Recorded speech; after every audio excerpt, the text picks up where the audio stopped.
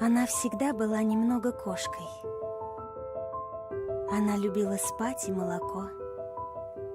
И под перчаткой каждая ладошка скрывала 5 изящных коготков. Когда в больших глазах ее блестящих луна свой отражала свет слегка, она казалась кошкой настоящей, готовой для внезапного прыжка. Она спала калачиком под пледом, а иногда и вовсе не спала. Но каждый день назло дождям и бедам была непринужденно весела. Не каждый мог ее погладить шерстку. Иной, кто часом мимо проходил, трепал за ушком, но мечтала кошка, чтоб кто-то добрый кошку приручил.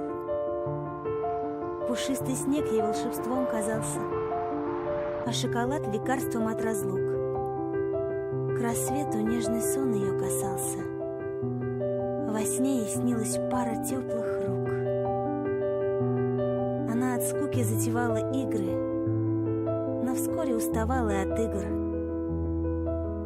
Так часто под шикарной шкурой тигра скрывался кот облезлый, а не тигр. Мерцает светом лунная дорожка, чуть слышен звук шагов ее в ночи. Однажды навсегда уходит кошка, которую не смог ты приручить.